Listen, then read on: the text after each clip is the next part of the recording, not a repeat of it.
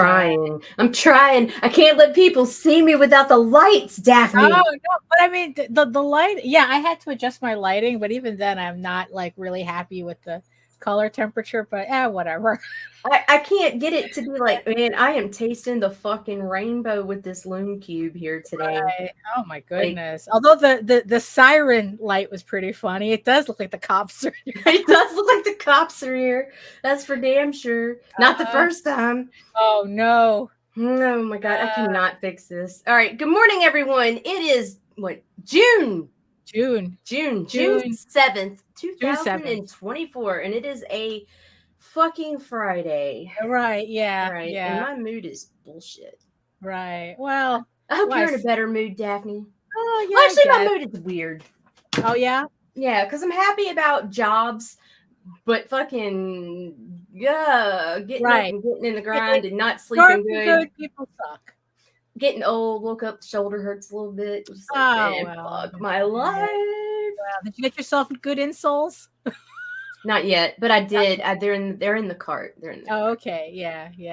Yeah, because I'll be walking the streets of New York pretty soon. Right, but I think that the insoles are good in general because, like I said, all that leg pain I was having, like I literally thought something was wrong with me, and the second I put in proper insoles, within a day, everything went away. We don't even wear shoes down here. What you talking about? Insoles. Yeah. Insoles is for Yankees. Yes. I have a very Yankee insole. It's because of the bedrock. Yeah, it is. It is actually. It's why New Yorkers have thicker calves. Well, yeah, because all you motherfuckers do is walk on rock all day. Rock, yeah, exactly. Everybody in New York's got sexy gams. Well, we got the Popeye legs.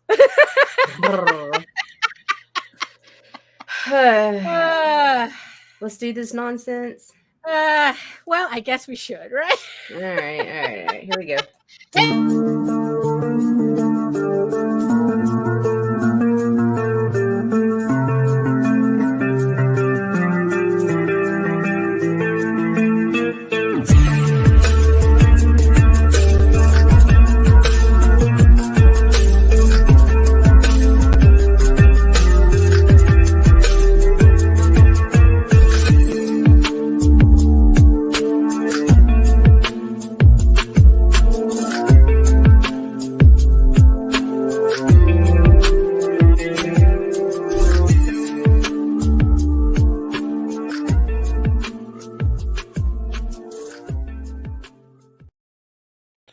Good morning. I'm trying. Oh my god. All right, fine. We're going back. We're going back in time. We're going back before Nita had any good equipment. All right. The piece I have right now is the mic and the camera. My lighting, I fucked it all up. Well, luckily your lighting is not that. I think your lighting right now is better than what I have now. Oh, this is like a fucking, look at this dumb shit here. This is a fucking clamp ring light. Oh, right. Yeah. Fucking that holds your phone and shit, but it doesn't hold my phone because my phone's too goddamn big. Oh, no. No, it's just like, this is the emergency lighting. Oh, okay. Yeah, because now because I have a Philips Hue, a bunch of Philips Hue lamps. So right now I'm on the energize setting, but usually like I or it's like, this is the bright setting, so it has like a more warmer tone to it. But I'm not sure which studios, which is 1, 2, 3, 4 fucking lights that are like fucking top notch, but they all program off of whatever settings this one is set to. That's the master light. Yeah, and I went to turn master light. That's I went to adjust it to turn down the brightness because I like to have nostrils when I talk. Oh, right, yeah. Because like you don't want to look like a Milo Manara. And I don't know what the fuck I did when I was trying to adjust this shit, but I mean, it does all kinds of shit. Yeah, that one was really funny. Like, oh shit! Like it's the po-po. Everybody down. Oh my god! Like, and I can find every fucking setting and every feature except for white or yellow. Right, the two that you need, right? And it's like, I haven't decided which one I like better. Is it better like this or is it better like this? I think I'll leave it on the warm tone. I like the warm. Right. I like using this one bright to hide my wrinkles, because like I'm fucking scared of that shit. Oh And no. then the warm to make it look like I have a complexion, even though that doesn't really exist. Right. But, Yeah. Well, well, I do have a complexion, but I right. like to look like I have some melanin in my skin, Right. and Well, I don't at all. Fucking bleach white I ass. mean, I have the complexion of a jellyfish. It's like a jellyfish that's been in the sun too long. That's yeah. Unfortunately, it's like, so that just goes to show you how lighting is very important. It's everything. It's God, it's just as important as your audio. Oh, and the type of paint you use. I mean, I swear to God, when I redid this office, I think it was like was it last one? No, it was the year before. It was 2 years ago. Gosh, it's like I don't remember. It's been a minute. Yeah, it's been a minute. And it's like when I went to put everything back into this office, everything I chose was completely dependent on how it reflects light on camera. Like even the curtains that I have, the color was specifically chosen to kind of reflect a more warm tone in the room. Even like the paint I used on the wall, it's like I still find it funny how, like, if you had told me, like, even like 5 years ago that I would be making decisions based on how I look on YouTube. Oh my God. I would have laughed my ass off. Right. Holy Yeah. shit. But no, it's like now everything is like, okay, how does it look? How does it look? How does it How look? Like, did it's like we that. get here? Right. Well, this is social this is what social media does to you, I guess. But so how you doing, Nita? I'm all right. My lights are broken. We got so Rob. Oh, hey, Rob. Oh, and Devil Flyer. Oh, Good morning. hello. Good morning. Good morning. And yes, I see you, my beautiful eyeball people, our beautiful eyeball people, joining us from regions beyond. Thank you so much. If you're joining us from Facebook, if you're coming in from LinkedIn, come on over to YouTube, join the sexy people in the chat, keep Rob company. And who else? And who's the other person? Devil Flyer. Devil Flyer. Yes, keep Rob and Devil Flyer company in the chat. There's Ronan. There you go. And hello, Ronan. Yes. And while you're here, make sure you like, share, subscribe, and hit the notification bell so you get notified whenever any of our shows go live. Yeah, and I guess everybody is just like, it's kind of a slow Friday. Everyone's just waking up, or at least you just wanted to get their Friday over with. I don't know. Or they're still sleeping. I don't know if, like, is school out? Yes. Are schools out now? Yes. So yeah, so everyone is just sleeping in. Yeah, so now I remember what I forgot. Hold on, let me find I forgot my cue cards. Oh my goodness. Oh my God. About my cue how will we know who you are? No, right? Even how will I know who I am without my cue cards? Who am I? What do I do? Well, glad you asked. Hello, everyone. My name is Daphne Lage, and I'm a cartoonist, illustrator, and comic book artist from New York. I have been self-publishing comics since 1992, and you know what that means. Are you not entertained? Are you not entertained? Is this not why you are here?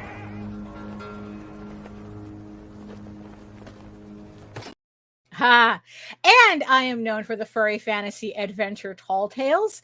Thank you so much, everybody who supported the last campaign. All rewards are officially out, so thank you again for your support. And I am also known for my medieval fantasy drama, Eagle Raven, Heir of the First Unicorn, which launches Monday on Kickstarter with Volume 2, which collects issues 5 through 8 of this 15-issue series. So the link is in the chat and in the show notes. So make sure that you sign up, because I have a couple of surprises for Monday when we launch. We're bringing back the Wheel of Fortune. So if you want to win some stuff by pledging to pledging to physical levels on the campaign, you will be able, your number will be put in to the Wheel of Fortune to win some very nice goodies to be added to your pledge. So so hit that link, join the 100 people who have signed up so far, and so we're gonna have a fun time on Monday. So In the meantime, though, you can also read both my comics online at egoworks.com. That's EGOWORKS, and Tall Tales. That's TAILS online.com. And you can check out all my videos on how I make my comics here on YouTube at my channel at Daphne Lage Art, where you can watch 500 plus videos in my archive about how I do my artwork, draw streams, live streams, including reruns, the reruns of this show. And it also simulcasts through the Indie Comics Network. And to tell you more about it, here's Nita. Still fighting with her light, obviously. God, yeah, it's annoying. Oh my God, It's driving me crazy. Anyway, my name is Nita Lanning, and I'm a digital marketer working for Salterra, Ethereal, and Lone Wolf Comics, to name just a few. I am the owner and operator of the Indie Comics Network on YouTube, where we strive to bring you daily content focused around the business of small press publishing. Fuck my life. And you can find us at indiecomicsnetwork.com. It's .com. Cut. Oh my God, those lights are killing me. They're killing me. Now let me flip it over. Okay, I'm done. I'll stop fucking with it until later. Right. Well, except I can't even turn it off. Okay, there we go. Unplug it. It's unplugged. It has. They have an 11-hour battery life after they've been disconnected. So it's all okay. So yeah, this is the real deal set. Like, right now, you just got to figure out like oh, so exciting things. So but right before the show, I finally finished putting together the trailer for Eager Raven Volume 2. So now I can officially say my campaign is ready to roll, because the trailer's up. I think I pretty much got all my levels up, everything's set up. And it's like now it's just to nurture the anxiety that always comes before a campaign. I mean, it doesn't matter how many of these I run, it's always nerve-wracking. And also to even add to it, I finally got it. Nice. So this is the proof of Eager Raven, Heir of the First Unicorn Volume 2. So as you can see, it is, completely done. It's beautiful. I really, all in glorious full color. Like I said, it collects issues 5 through 8 of this series. So you can get volumes 1 and 2 on the campaign. Also, let me show you my pile. Because you know how much I love adding to my pile, right? Uh-oh. So here we go. Here is the ever-growing pile of trade paperbacks that I will have available. Well, aside from the House of Bob, but I'm putting it in my pile anyway, because technically this is what my sketchbooks are going to look like from now on. So pretty much any of these trade paperbacks are going to be available on the campaign on Monday. But look at that. I mean, it gets heavier every time I show this off, and to think, I mean, not too shabby, right? Not too shabby at all. Look at that. Yeah. So if you want to pick up Tall Tales, if you want to pick up Eager Raven, well, of course you're going to pick up Eager Raven. It is an Eager Raven campaign. So, but my pile is just getting taller and heavier, and I couldn't be happier. But yeah, I was so thrilled to get the that's why I don't understand people who still insist on like running a campaign with an unfinished book. There is just something about getting that proof, right? And then just like seeing, just like, oh yeah, it's official, it's real, everything's put together, there's nothing I have to do with it. And, I can launch my campaign in peace. It's like, although to tell you the truth, though, I have been hearing that argument less and less as I guess the time goes on. That people who would give me such pushback on saying have your book done when your campaign goes live, now all of a sudden they're making it a point of right. Like, oh yeah, I'm going to have ready. Yes, like, yep. We're going to be ready. Our proofs are going to be ready before our books are going to be ready before the campaign goes live. And it's like, I wonder what trends have been popping up that all of a sudden, Yeah, all these unfulfilled fucking campaigns and shit. All of right, a sudden, it became important to show that you're sending something. right, yeah, that it's like that because I mean, it's just really funny how it took that, to happen, where it's like, yeah, there are people who says, you know what, I'm not going to fund your campaign unless I know the book is done, unless I know the series is done, unless, because I've mentioned this before, we're seeing this in all these different media circles too. I'm seeing it on webtoons, where people are saying, I'm not going to read your webtoons unless it's complete. I've seen it with novels. I'm not picking up your first volume unless your entire series is complete. So it's like, yeah, I guess people are really fed up with investing their time and money in a product that either never finishes or never even starts to begin with. Edging's only fun the first few times. Right. Yeah. So it's like, yeah, so it's just really satisfying hearing more and more people say, oh yes, no, our books are complete and ready to go before the campaign even starts. And I go, yeah. I remember when you guys gave me a hard time about that. Right. Not everybody can afford to have their books finished, Daphne. What they call you, a poor shamer? Isn't that what they said? Yeah, she's someone poor shaming. Poor So it's shaming. like, oh and my god. I'm like going, yeah. Yeah. Yes, I am. Because it's like, if you too broke to do this shit correctly, you shouldn't be doing this shit. You got bigger problems. That, and if you ain't got no skin in the game, what? Right. You know what I mean? Yeah. But you know what? The people have spoken. They want to see their shit done. So it doesn't matter whether, you can call me poor shaming all you want. The people are literally saying they will not support your campaign unless the book is done. So now what? Right? Now what? So yeah. So I mean, so I'm just thrilled to have another trade. And then it's like, of course, because I like to have all my templates done in advance, so that as I finish more books, the templates automatically like populate with the new pages as as I work on them. And I've already put together, I have a complete template for volume 3. I'm just working on the cover now, so I have the interiors all laid out. So as I ink and color them, every time I open up that file, they're gonna pop up with the new pages. So now I'm just working on the cover. And the other day, I just put together the template for volume 4, the final volume, and that one was even trippier, because I am 2 pages away from finishing issue 13. These 2 pages, I'm glad they're last, because they're going to be the most detailed pages I have to work on in this entire issue. So yeah, it's taking me a little bit to finish issue 13.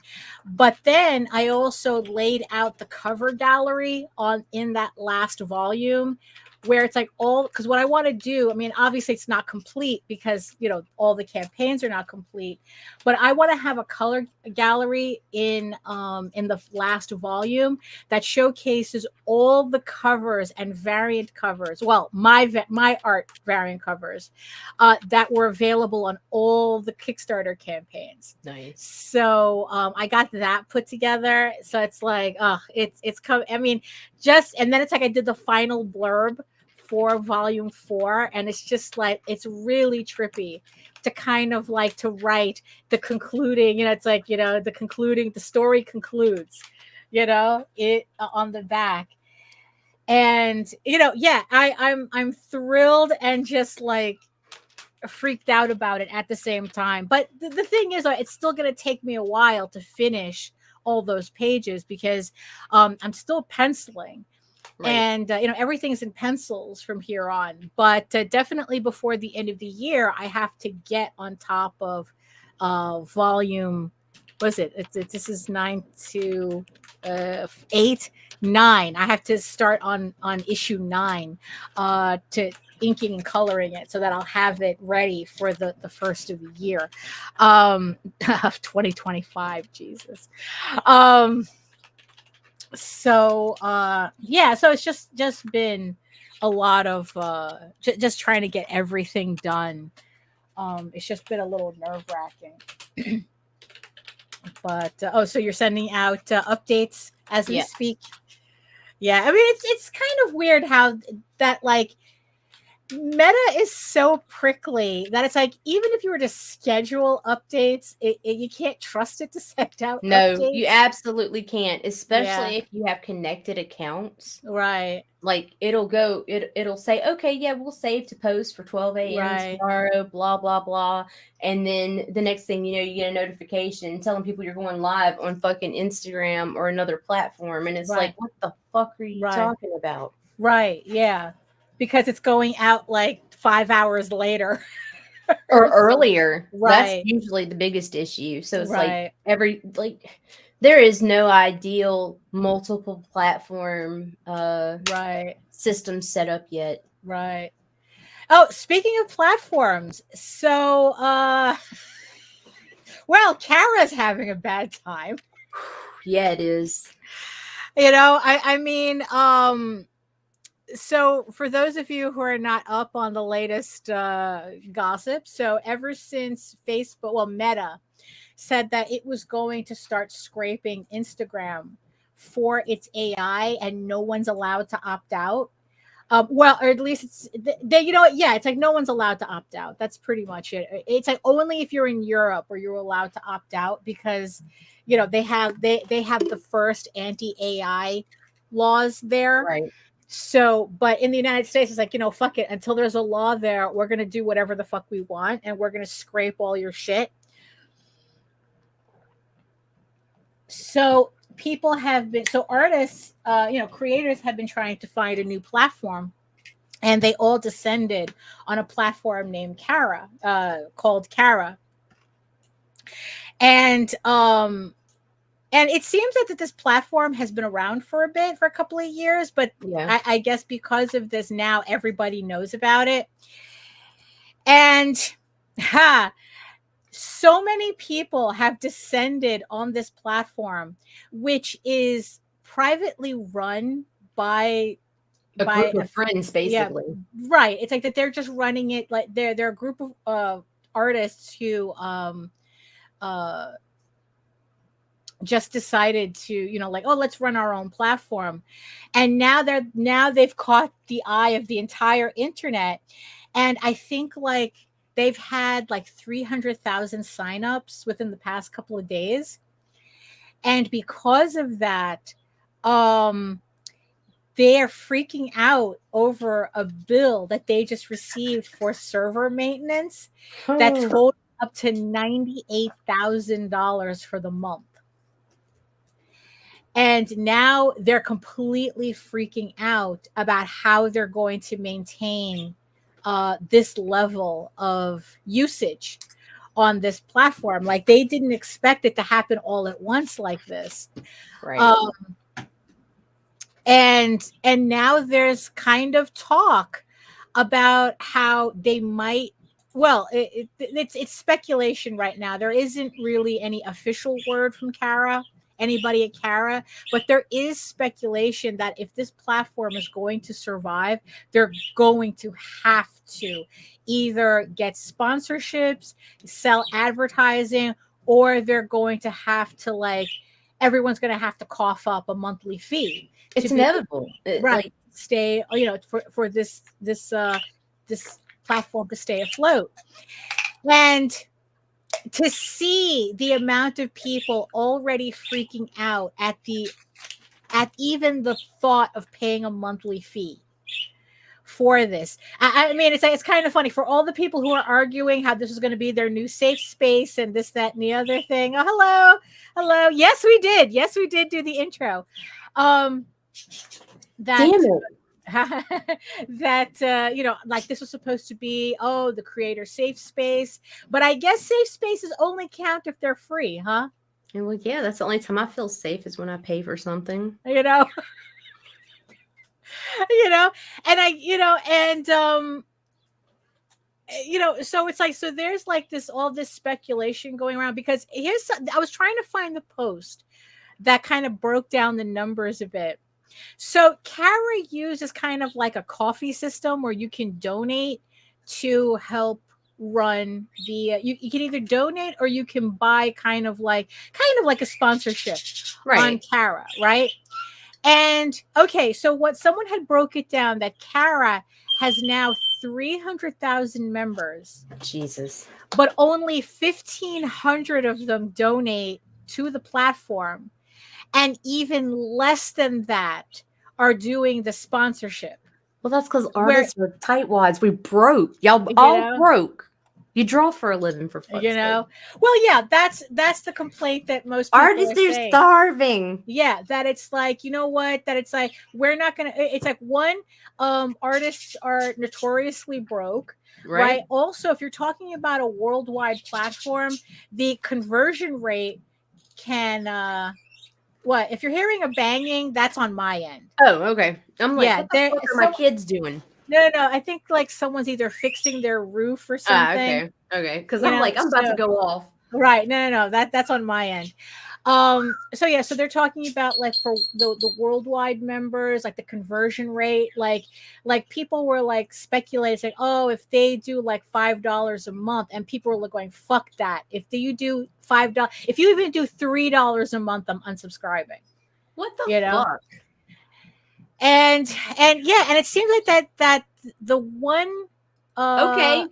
you know, and it's like, Then maybe we can maintain if you all fucking leave. God, right, people are you know, I bitches. mean, it's, you know, because, you know, someone has said, it's like, look, you know, it's like you can't charge for something that we can get for free elsewhere. And it's like, well, but you're not elsewhere, are you? No, you're not. And if that's the case, if you're Right. upset about it, just leave again. Just like you Right. left Instagram Right. to run over there. Leave. Right. Y'all just keep doing this exodus bouncing back and forth with your social Right, media accounts. yeah. It's fucking cute watching you fucking look like scrambled Right, eggs. exactly. Jesus You know, Christ. and it's like, you know, and it's like, yeah, so it's like, yeah, it's kind of like, okay, so, you know, it's like, but you're not elsewhere.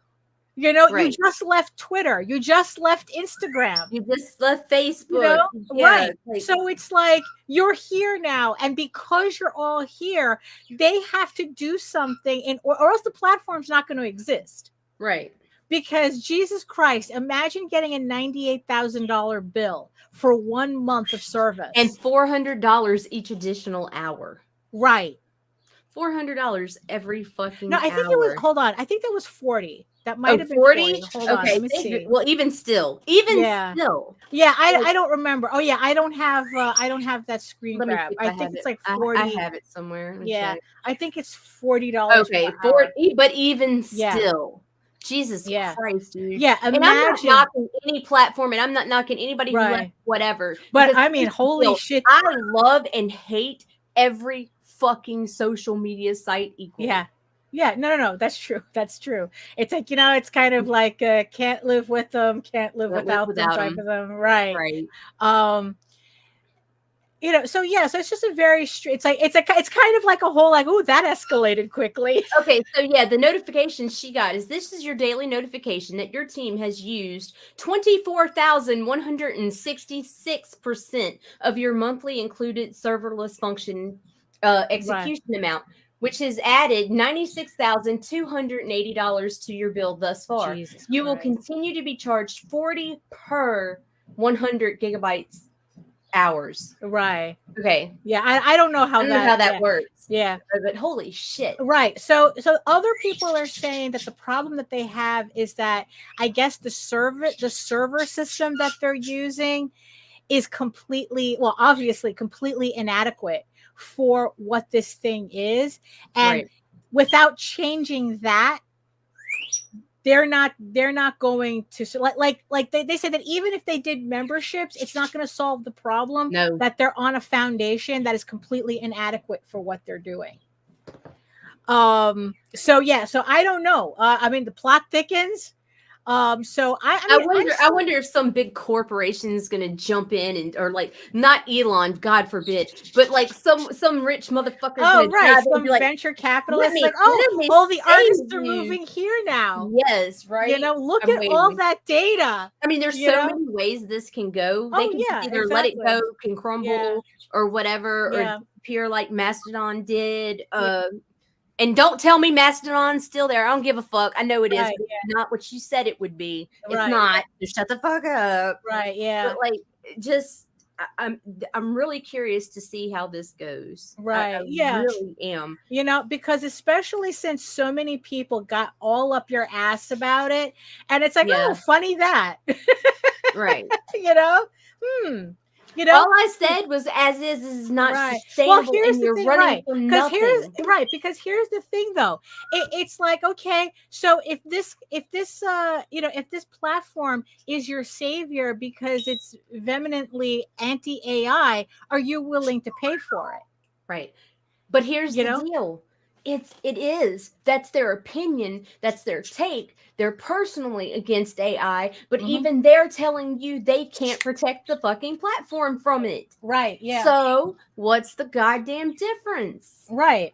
Fuck. So yeah, so it just but my thing is that, if it takes a private platform to give you, kind of the service that you need, why all of a sudden you're concerned about, oh, that service is not worth paying for. Right, right. No, absolutely. We already know what free means. Right. You know, it's like, it's not free. You're what they're selling, Right. and then it's like, then of course, like this whole I thing with love Adobe, being oh wait. Yeah. this whole thing with Adobe just popped up too. Yeah, You that's know, different. well, That's so different. so here's the funny thing about Adobe, though. This actually was in their terms of services since February, because I have like opted out of that already, because I went to Right. check my settings, and I already have it opted out on my end, that they can't use my stuff for whatever, for training their bullshit, Right. and but I guess they did like this weird update, which makes it sound like that they could just scrape your shit Right, completely and right. opt it No, out. you can still opt out. Well, you see, there were some people saying that what that is just kind of like overzealous legalese. It's because the same thing happened on Facebook several times already, where Facebook had this terms of service where they kind of like have the right to alter your work, and but in the end, what that really meant is that they had the right to alter your work in terms of making thumbnails, and Right. just like being able to make changes to your work that their service needs And they for you to also be able have to to be use able it. to have access to you, because if you need to be blocked or banned, they need to be able to access and pull your shit fucking down or whatever. There's Yeah. all kinds of Right. reasons we have to agree to this So yeah. rhetorical nonsense. So with Adobe, people are saying that that's kind of the same thing. Right. That it's like that they're actually saying that they have the right to take your artwork and make thumbnails on Creative Cloud.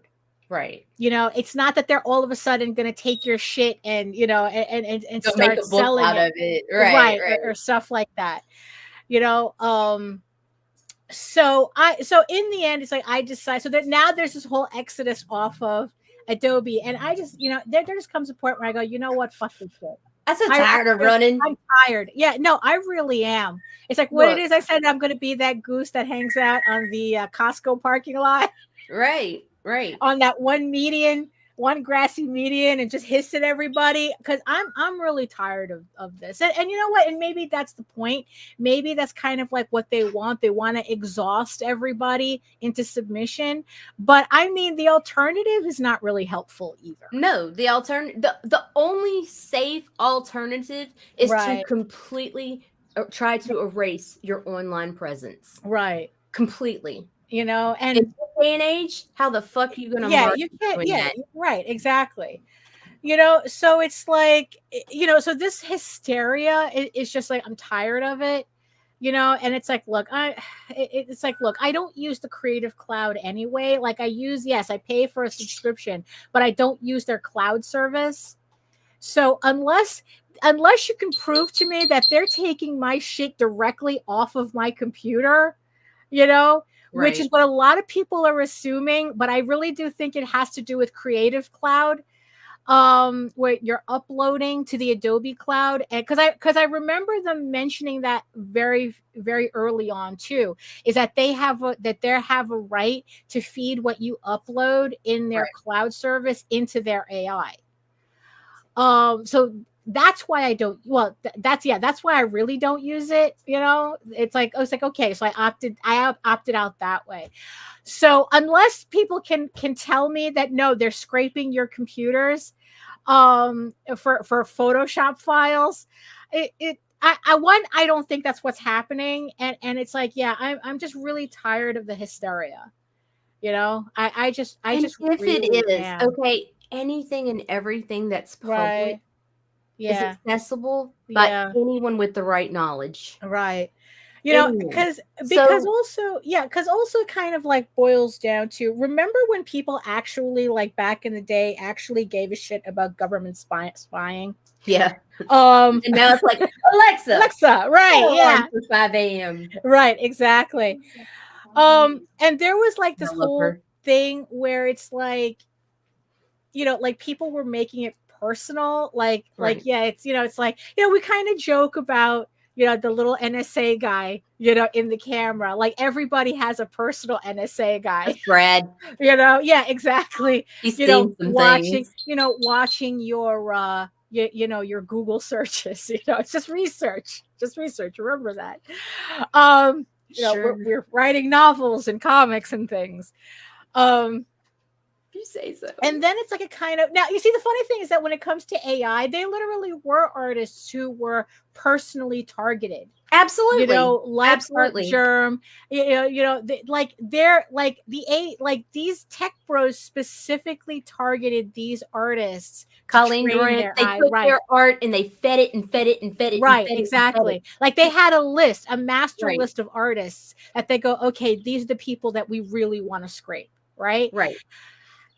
But like for the rest of us, though, it's like, really, you think Like that they're, I told you, it's we know as women, right, or as men too, we can walk outside and be right, sexually assaulted, right, murdered, whatever. right, Any fucking day, anything can happen. I could walk outside, get right, hit by a fucking car, especially with these fucking meth heads around here. right, Like, but I'm not gonna stay inside and be I'm right, not gonna be afraid to get online because right, what could happen. right.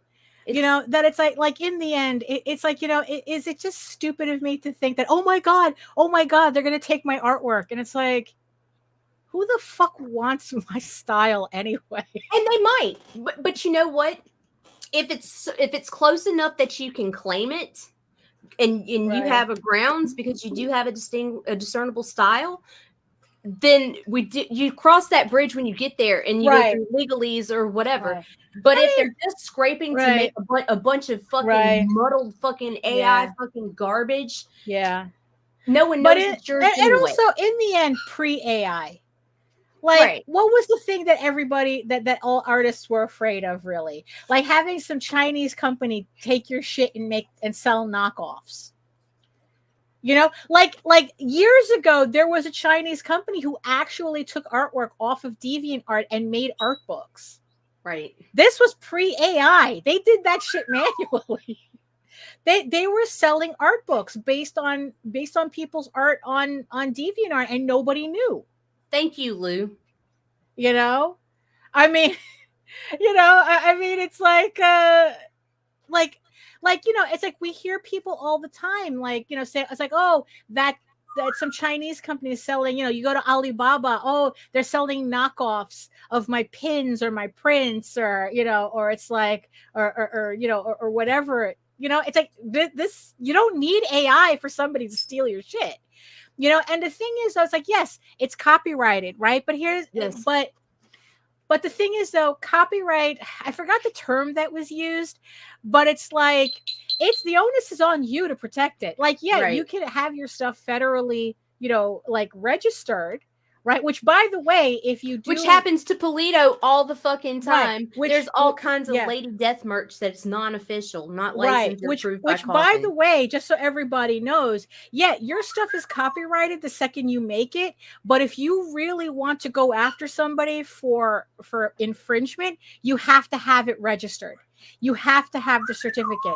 There is no mailing, like mailing your shit back to yourself like we used to do, the poor man's copyright. It has to be registered. So so yeah, but the thing is, but in the end, it's like, so, but the onus is on you. There is no, federal legal team ready and, ready to support you in your infringement case. You have to pay for that. And that's why a lot of that's why you see small creators not being able to go after these Chinese companies. And conversely, that's why you have a lot of big companies not bothering to go after fan art. Right.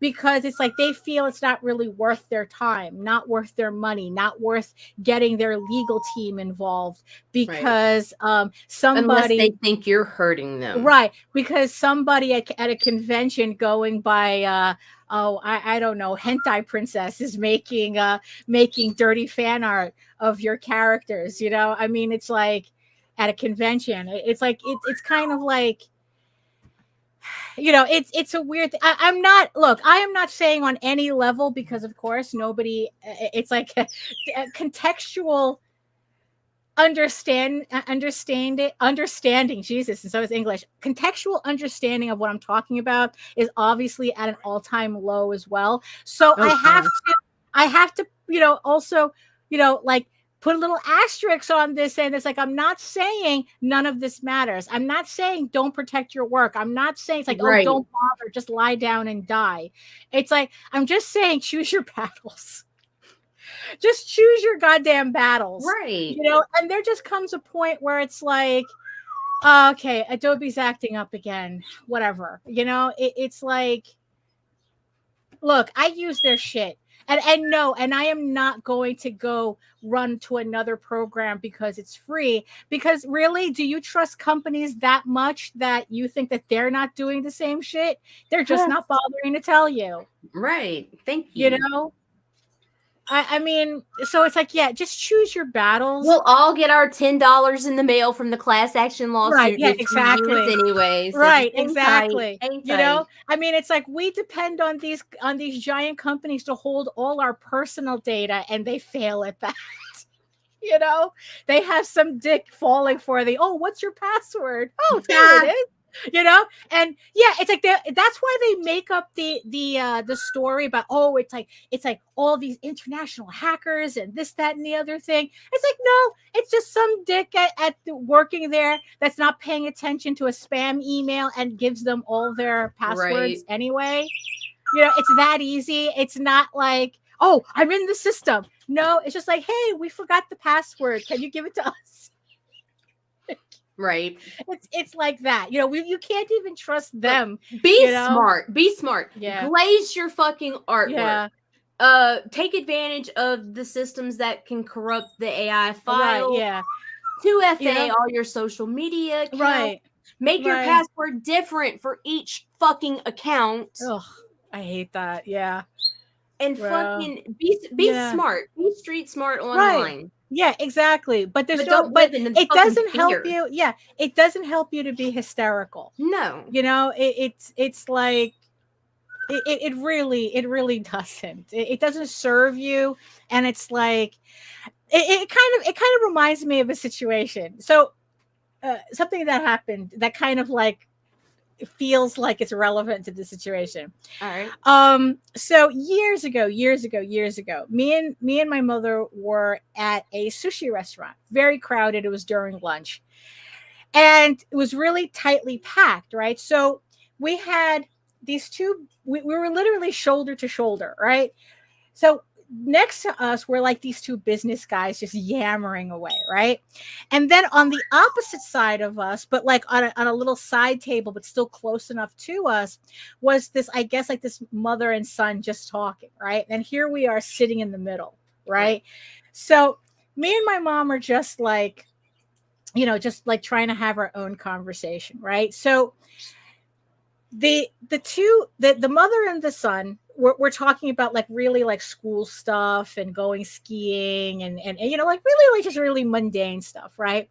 Meanwhile, the two guys next to us were gossiping about some my camera, hold on, oh there we go, the two guys were like gossiping like bitches. They were like talking about like some guy going through a really nasty divorce. It's like they were like going through a divorce, and they were like, oh, and his wife did this and that, and he did this and that.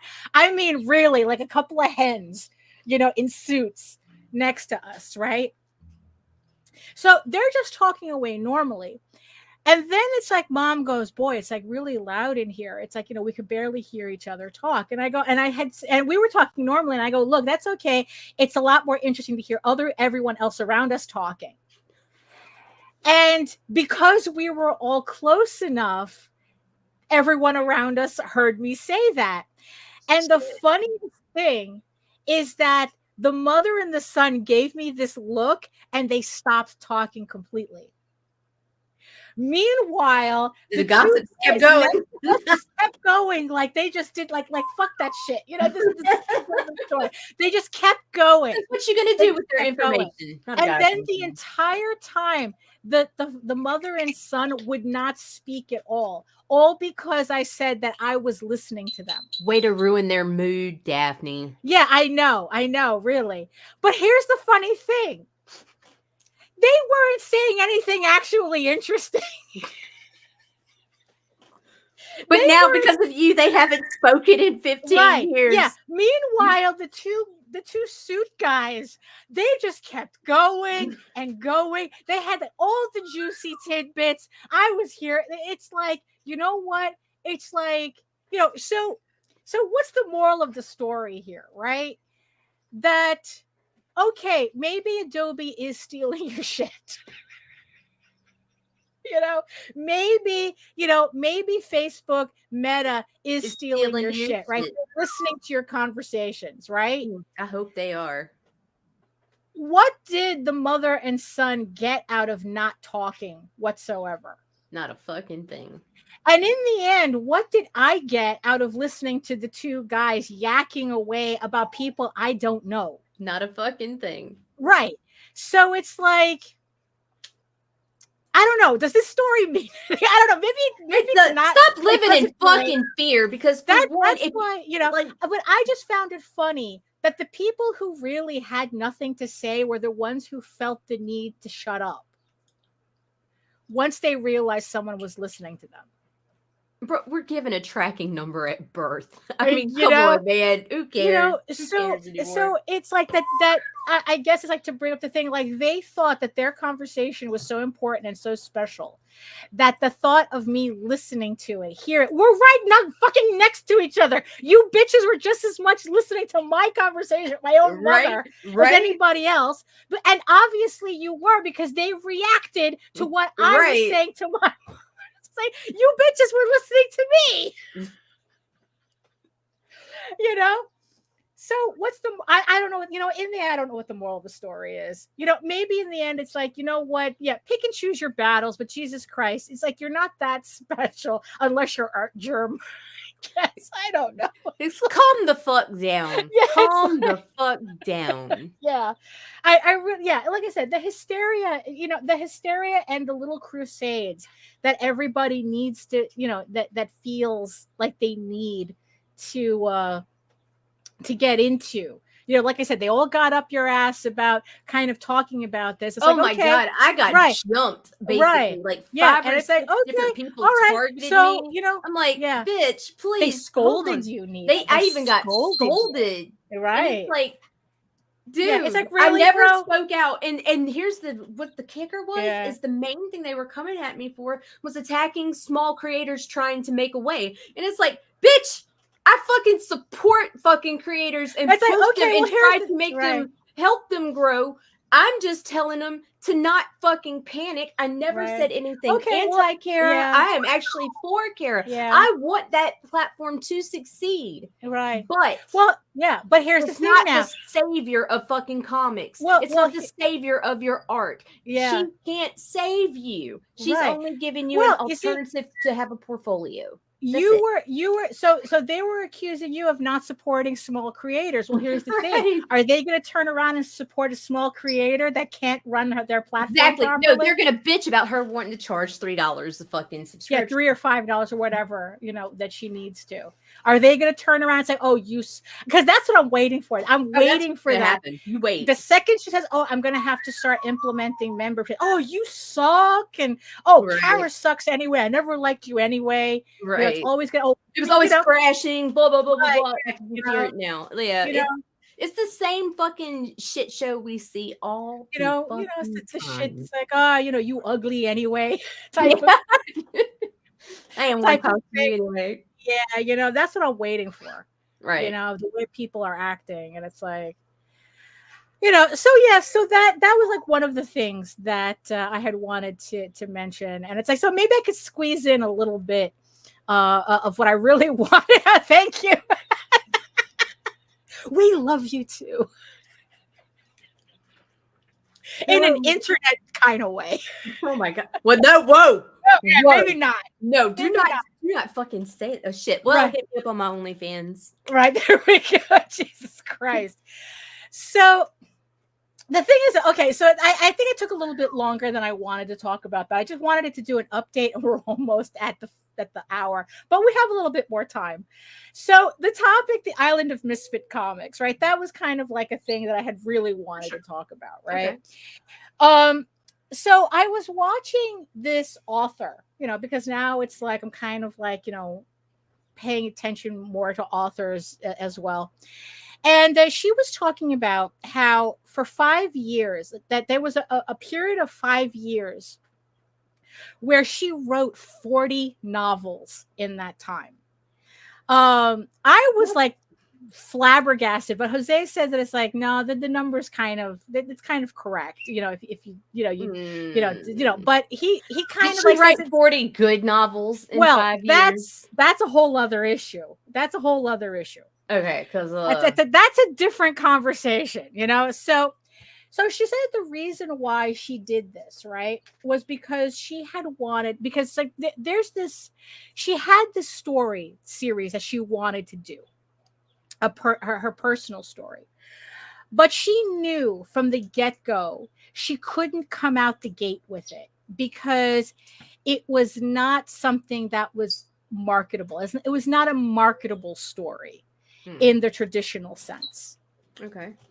So she was going, it's like, okay, so, but she wants to eventually write this series, but if she knows for a fact she can't survive on it, it's kind of against her best interest. She has to put that project on the side.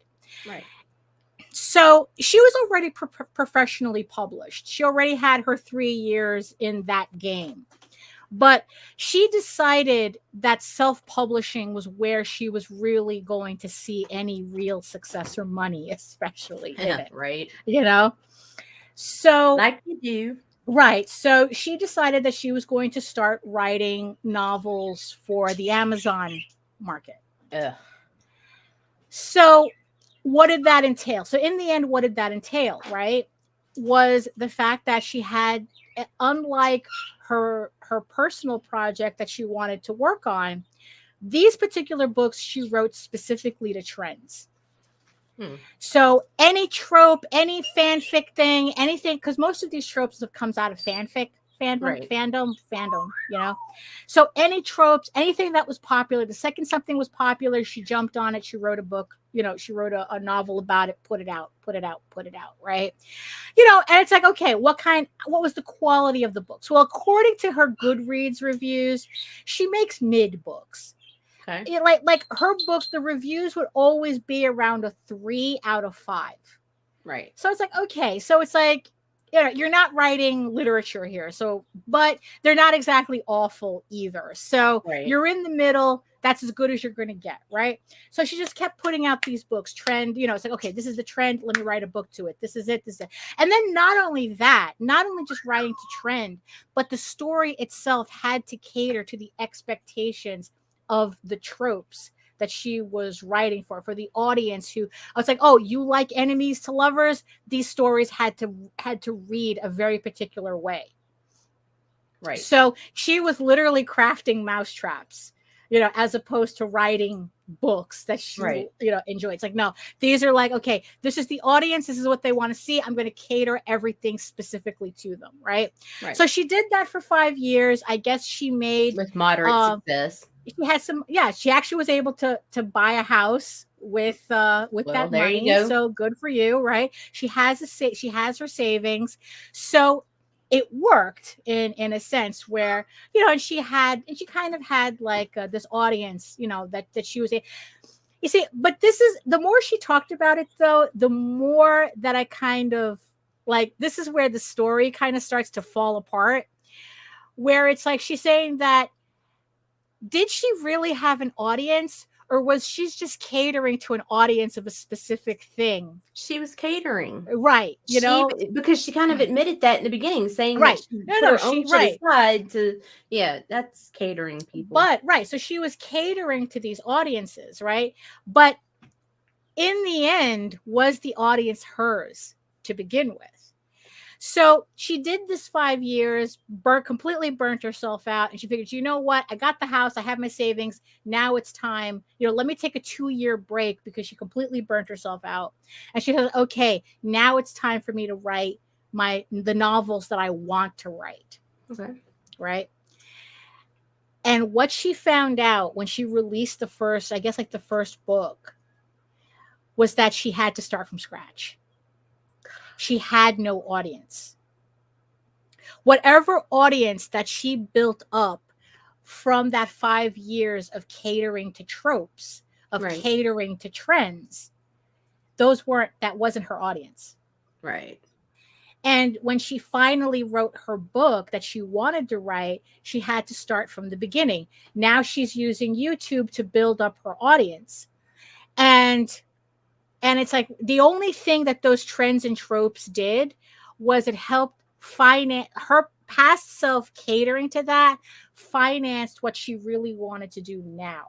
And now she's beginning to find like some moderate, like she's beginning to rebuild that, some moderate success with her new books, because she says every time she does a YouTube video now, she sells books. Right. Every time she mentions her books on her videos, she sells books. So she's getting where she wants to be. And I guess in whatever, like, she's monetized, or whatever she makes off of AdSense, and, and whatever she gets off of YouTube and Patreon and all that. Right. So she's building a completely different audience. So of course that had me thinking about a lot of people in comics, right? Where it's like, they're following trends, they're following tropes, they're chasing the trends, especially in certain types of books. It's like, oh, let me do this type of book. Let me do this type. It's like, oh, let me make that money. Right. Right. But, and that was especially like a frenzy for it in the past couple of years. Right. Yeah. But now we're beginning to kind of see a slowdown in that. Right. Where these same people who follow the trends, follow these tropes, or, whatever, they're finding that audience, that they're learning the hard way, just like she did, that's not your audience. That's the tropes audience. That's, that's the trends audience. Trigger warning. Fuck you. And what they're finding is that it's a very fickle audience. Very much so. And people are having a hard time with that, especially when you have the people that started those trends still on top. Right. And what would you rather have a copy, or would you rather have the real thing? What brought it to the table? Right. Right. Exactly. Right. So then I'm thinking of the people like, myself, and some other creators who it's like, we really don't want to do that. Well, fortunately, I'm in a position that I didn't need to come out the gate having to chase trends and Right. anything, right? But at the same time, though, it's like I'm not actually writing a book that's specific to an audience. I'm literally writing it for myself, right? We Right. hear that all the time. I write it for myself, right? Right. So the flip of that is that then if you're just writing for yourself, why are you surprised if your audience isn't bigger? You know what I mean? Yeah. Where it's like you have the people chasing trends who are finding out that the audience is not really their audience. That they're fickle, that it's like, you know what, when there's 10 of you guys putting out the same type of book, I can choose the one that attracts me the best. Yes. I don't have to buy your stuff, right? And then it's like you have the people who are putting out their passion projects, who are putting out like the quirky. It's like, that was also another thing she talked about too, where it's like, quirky doesn't sell. Well, it's not that it doesn't sell, is that the audience is a lot smaller for quirky than it is for trends and tropes. Right. The farther away you get from being gray mush, the more difficult it is for you to sell what it is that you want to sell. Right. And conversely, we have creators who are very uptight about this. They try to fight it. They're angry about not being able to get the traction that they feel they deserve on Kickstarter or whatnot. But what are they selling? They're selling quirky. They're not selling to trends. They're not selling to tropes. But why are you expecting an audience The equivalent same. to that? Right. It's going to be a much harder climb for you if you're doing your own story. Just like with this woman, it's like, could she have done her story from the very beginning? Sure, she could have, but she would have had a much harder time with it, Right. especially without the savings and, I guess like what she built, the foundation that she built career-wise, that she got from chasing the tropes. But the thing is, though, okay, but now she has to kind of like build slowly again. She understands that she's not going to have that same audience from before. But at least this time, she'll have the audience that'll stick around. Right. It'll be a much smaller group. But again, if you could build your 1,000 true fans, right? You don't need to get any larger than that. It's like, so I mean, is it better to have, well, but even then it's like, is it better to sell 1,000 books on Kickstarter to an audience you can't count on? Like say there's a particular cover that really, like, you get a Shikari cover, right? That cover, you made a $70,000 campaign, but most of that came from the Shikari covers, Okay. Right? What if you don't have Shikari the next time? Then all of a sudden you're doing a $15,000 campaign or less, right? And but you know what? That's either way good for you. Well, right, yeah. But the thing is, though, is don't count on that return. Right. It's like, it's like, why are you expecting the same result when you knew exactly why you got that result in the first place? Right. You were catering to a trend, you were catering to a trope, you were attracting people who wanted that trend, but it had nothing to do with you. Right. Because once you stopped catering to that, they weren't there anymore. So is it better to sell 1,000 books to a fickle audience or sell 200 books to an audience that's always there, that will always buy your stuff? Well, here's the thing. If you have that increase in numbers because you did that little cover or whatever to attract extra, that's lagniappe, man. Mm-hmm. But you have to know in your head what your norm is, what to expect, and to continue to serve your built-in audience, not just the people you're giving some fan service to. Right. Yeah. So because in the end, either is really better. Right. Yeah. Because that's what I got from, because it's like, yeah, it's like she was saying, it's like, yeah, she built her foundation on what sold. Right. And now because of that, she's able to finally do the books that she wants to put out. Right. You know, and now she has a smaller but more loyal audience. Well, considering she had to burn herself out and take 2 yeah. years off. Right. Well, in small press, that's a right. hit. That's right. But the thing is, though, but she doesn't think that audience would have stuck with her anyway. And maybe they wouldn't have. Right. Yeah. Maybe. You know. I mean, so yeah, so in the end, maybe it's not an either or. It's kind of like working a shitty job just for the money to afford to do the books that you want. You know, it's like there's nothing wrong with that either. Right. You know.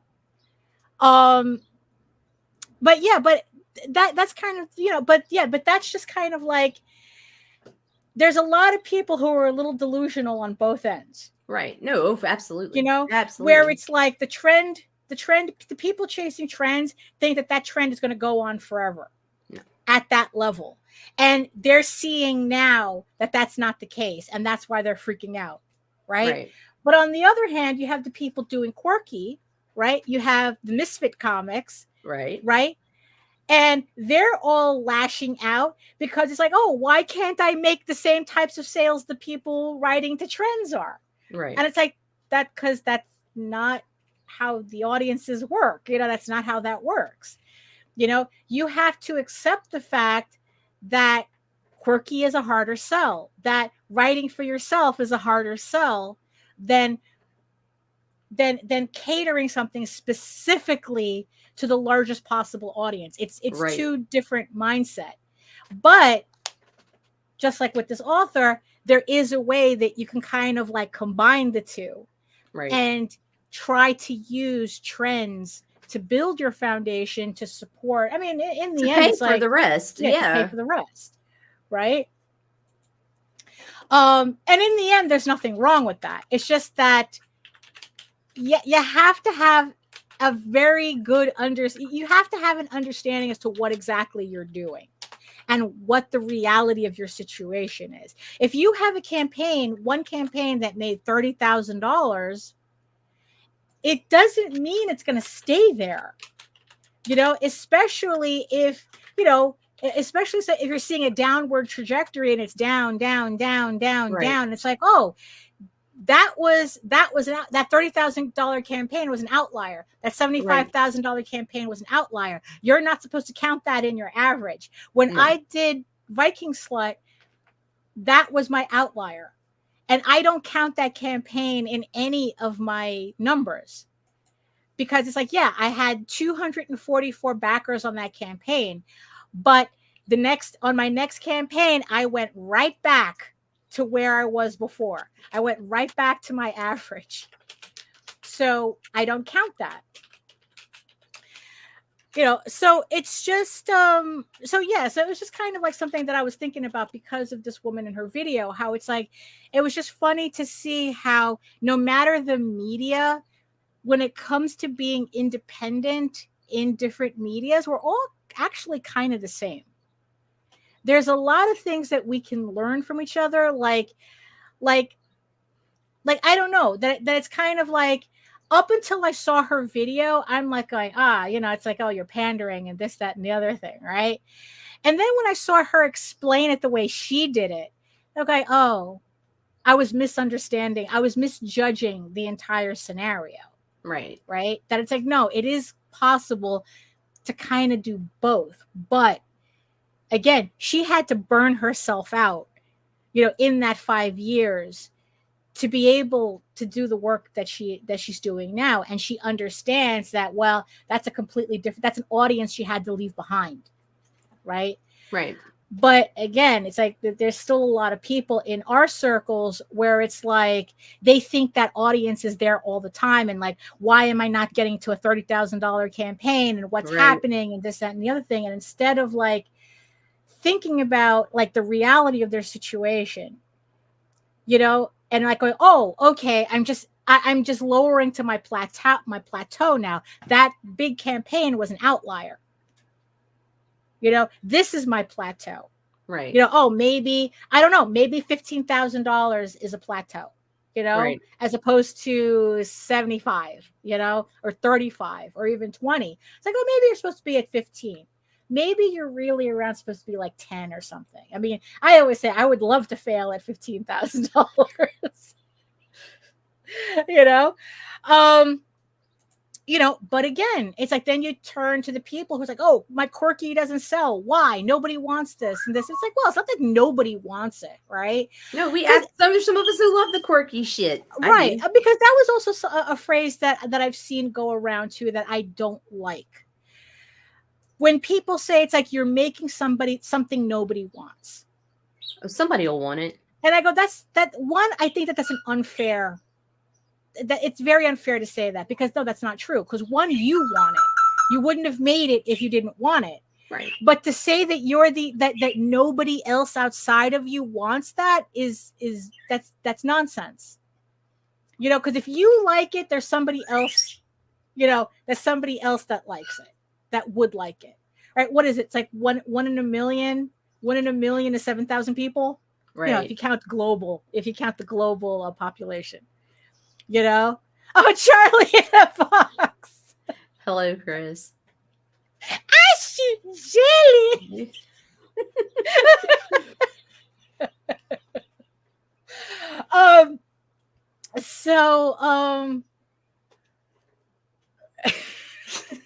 Where we at, Leash? I know, right? So it's like, so then it's like you have the people trying to sell quirky, you know, right? And someone say, oh, it's because nobody wants your shit. That's not true. That's not fair to say that. But also conversely, there's also something else that I found myself saying it. And I was like going, wait a minute, is that even fair to say? That I had told that it's like, I don't like not encouraging people. If you want to do your comic, no matter how weird it is or whatever, or it's like, you know, however you want to do it, right? However you want to do it, do your comic.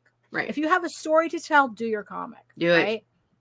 Right? That's the beauty of independent comics. You don't have a publisher saying that doesn't fit to trend. We can't sell that because it doesn't fit our model of selling things to an audience who just wants trends and tropes. Right? Right? Different scenario. Indie, you could do whatever the fuck you want. Yes. Right? Beautiful thing. Right? But conversely, the implication that people kind of get out of that is that it'll sell regardless. And that's kind of not true either. And it's like, and I'm kind of wondering if it's like I do a disservice by saying something that positive. But then again, I don't know the reason why a person would want to do their books anyway. Like I don't know, if you're doing a personal book, a quirky book, because you want to make it the next individual results may vary. Yeah, individual results may vary. You know, because I don't want to say that, oh, this is easy. It's by far not the easy. It is not. Look, just getting to this pile that I have here. This was not easy. You know, this on no level whatsoever. You know, this was not easy. You're looking at what? 1, 2, 3, 4, 5, 6, 7, 8, 9 mental breakdowns. 3, 4, 5, 6, 7, 8, 9, 10. 10 complete mental breakdowns. Yeah, exactly. Yeah. We just leave that part off camera. Right. And that's not even counting the individual issues. Yeah. Oh yeah, there's one for each of those too. The weirder, yeah, exactly. The weirder it is, the tougher the sell. Absolutely. You know, so I don't want to tell people, oh, don't bother. Right. Oh, you're going to have a tough time. I mean, I do want to tell people, but have realistic expectations. Right. It's like, yeah, you see, I think that's what it is. Yes, I am. Absolutely. Oh, whoa. Hi. Yes, I am. So, you know, it's like, yeah, it's like, I don't, on one hand, I don't want to tell people like too much that this is so hard unless you're serious, don't bother. Right.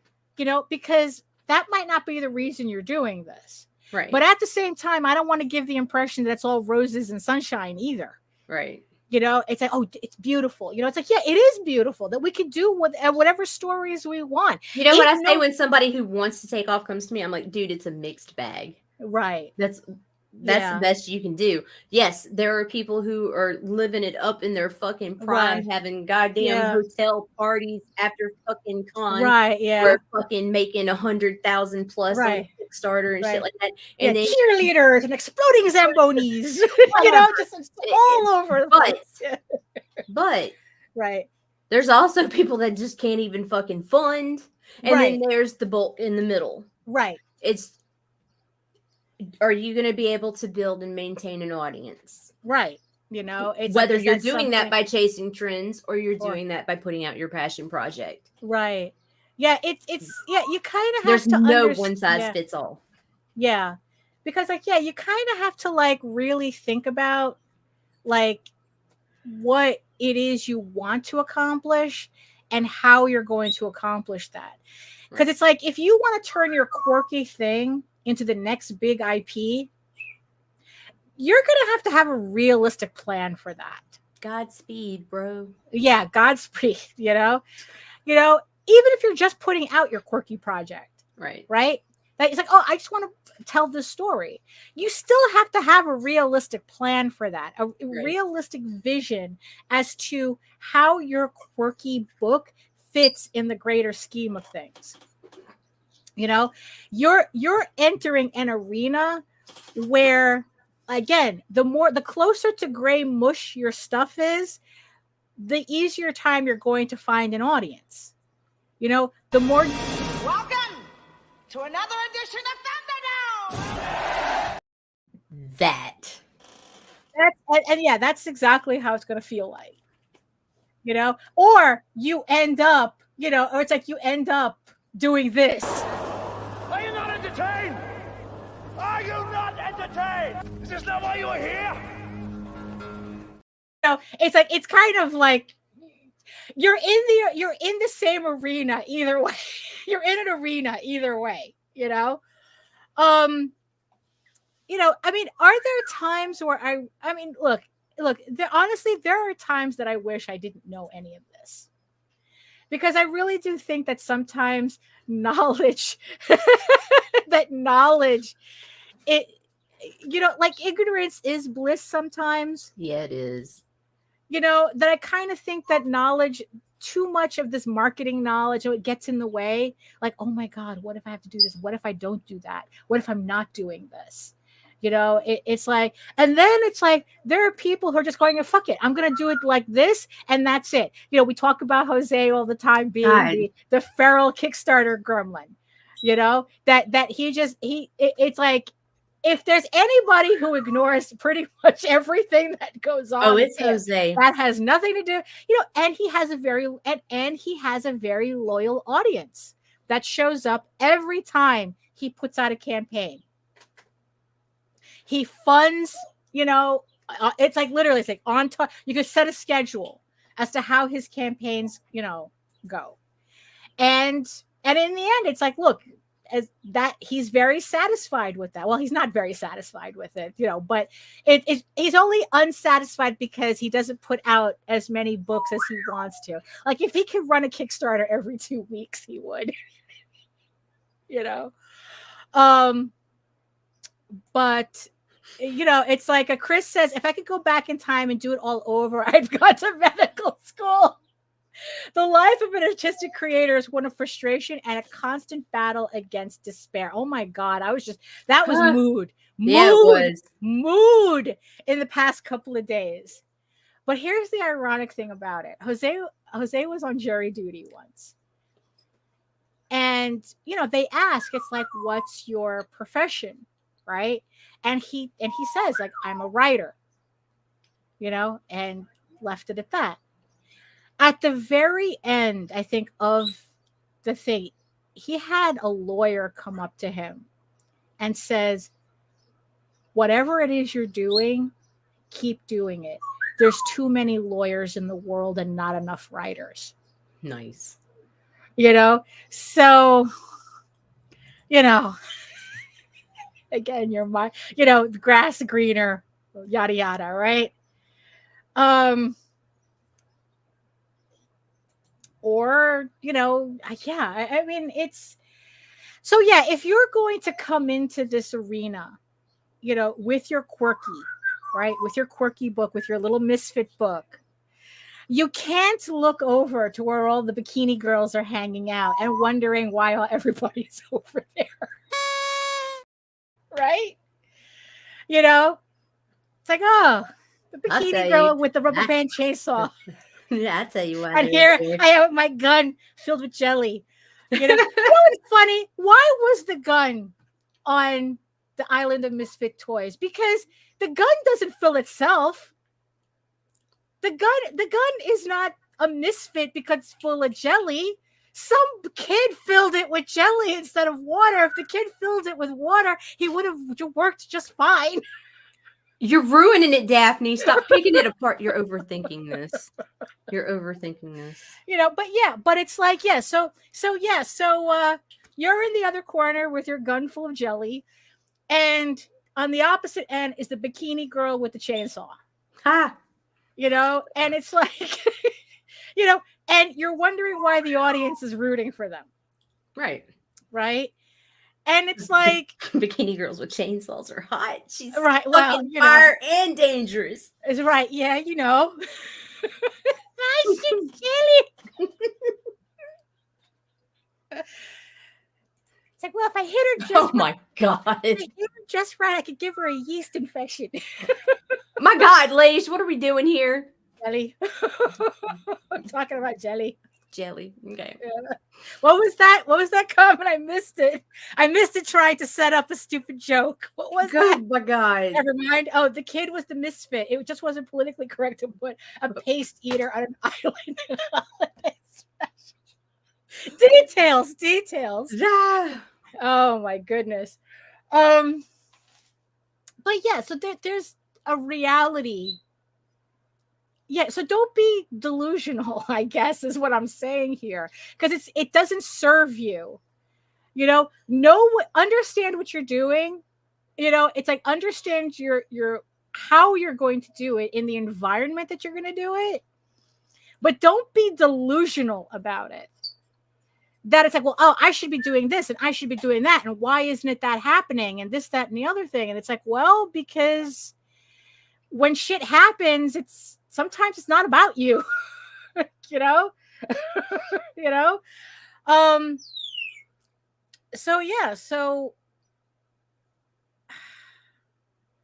yeah, I really, yeah. So it was just, I don't know, just like kind of like, I don't know, like understand your circumstances, understand your environment, understand have reasonable expectations. Yes, it's like, you know, yes, exactly. It's like, just, you know, don't base, like, also another thing too, the California droughts, right? Right.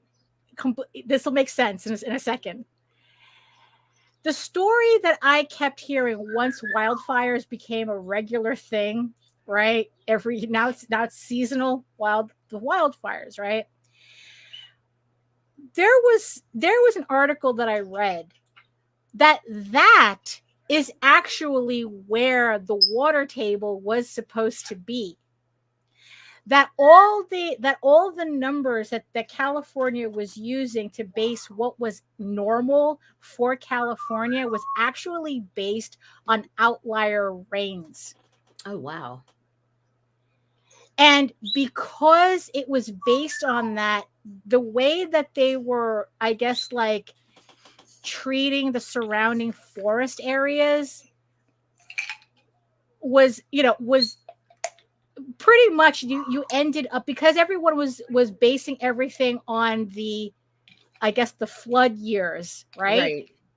They weren't preparing, they weren't treating the forest areas the way they should have, because now they're saying that the only reason these fires are happening regularly now is because literally nature making up for all the years it wasn't able to do that, or it wasn't doing that during the flood years. Right.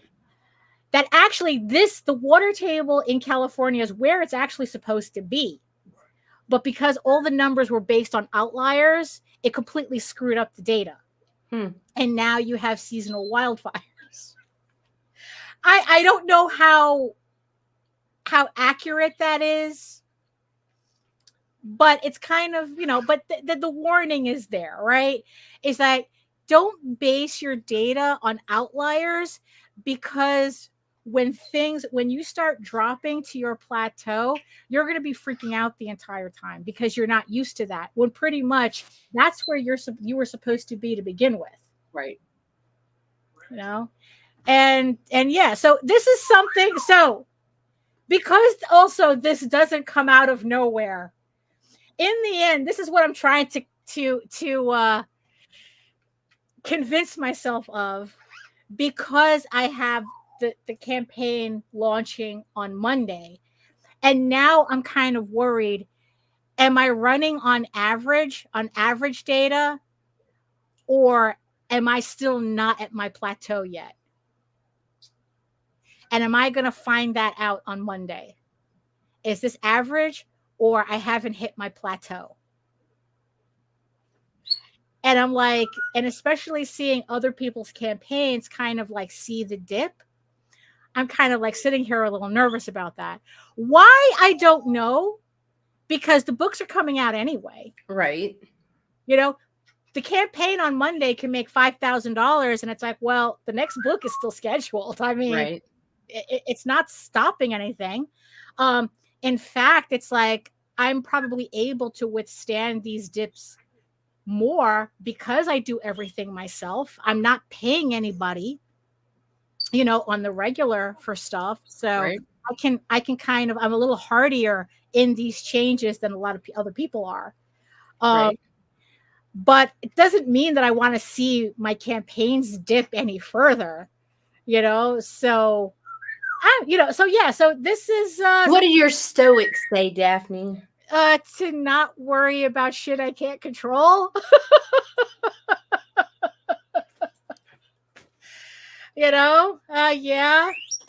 When it's like, yeah, it is kind of funny how Nita has to remind me of that sometimes, when I'm freaking out and trying to logic my way through this. And technically that's what I'm doing now. I'm trying to logic my way through this.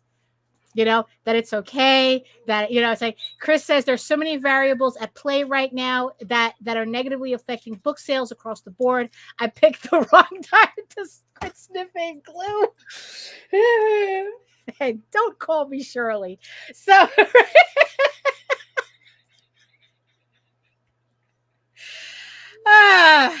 so that's kind of like where my thoughts at right now. So yeah. So I guess what? Don't panic. Don't panic. Don't panic. That's the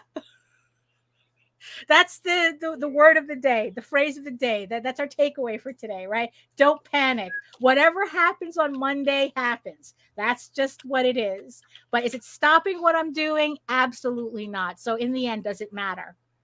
Right? Would it be nice if, I had a very nice campaign? Absolutely. Not Always putting it, carry a towel. Always carry. Yes, I do. I do actually. I do. It's like fucking 80. Oh shit! Yes. I did not even see this comment. Yes. Yes.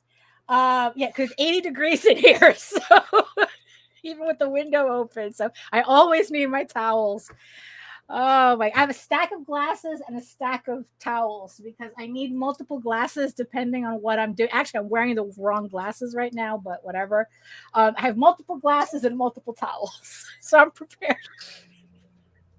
I'm prepared for Monday. But definitely, though, I am absolutely prepared for Monday. And yeah, oh, and I even uploaded the new trailer too, so we can kind of go out on that as well. So I literally finished the trailer right before we went live. So you have any thoughts about this It's not about this. I got thoughts. I have so many thoughts. They're So all many scrambled. thoughts. Make sure you check out Rob Multari's Nightwolf Volume 2, Yes. which is live currently on Kickstarter. Also, Saltera Comics has Ulton Spec, which is kind of like a Lost in Space adults-only adventure. And Ethereal Comics is launching Fallen Leaves issue 3 tonight. And so, are they? Okay. Yes, they are. Huh. Plenty of hot covers. And oh my God, the folder I got sent for what's coming up. Right. Yo. I'm just saying. There's going to be some people that's going to be unfollowing me because I'm going to be posting some shit. And it's great. Oh, yes. And I am like all about it. Right. All about it. So just hang tight because I don't even know what I can say yet. So yeah. Oh. I know I can say this much. Ethereal has a red label coming out. Okay. And it's fucking fire. All right. Well, we'll learn more about that. Yes. Well, we'll learn more about that as we go along. So we're just hitting the half-hour mark, and I still have to send out the packages for Oswald.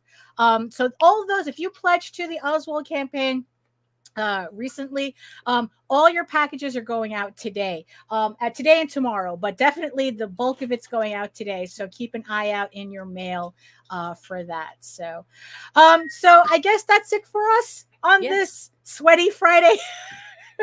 Right. So thank you so much, everybody, for joining us in the chat. Thank you so much to our beautiful eyeball people watching us from regions beyond. Thank you so much for hanging out with us today. And and just keep an eye out for all of these campaigns. I mean, well, the campaign season is really amping up now. Yeah, it's about to get busy. Right. So again, thank you so much, everybody. Have a safe weekend. And, join us on Monday where we're going to be launching Eager Raven, Heir of the First Unicorn, Volume 2. And remember, I'm going to bring out the Wheel of Fortune. So if you pledge to any physical levels during the hour, about an hour that we're that we're live, the campaign is live. You're going to be you're going to hopefully win some stuff, cool stuff that'll be added to your pledge. So thank you so much in advance. Daphne's going to slip something special in your Yes, I am. Yes, I am. Yes, I am. And it's not going to be a gun with jelly. Fuck. So thank you again, everybody. And in the words of the ancients, eat your food, moisturize, mind your business, and do the work. Because when you actually do the work, you never have to fake any of your accomplishments. Yes, because it's worth. The work is hard. The work is hard, but it's worth everything. I swear to God. Every time I add another book to this pile, it's like, this is why I do it, folks. So thank you again for joining us, and we'll see you next time. Ta-da.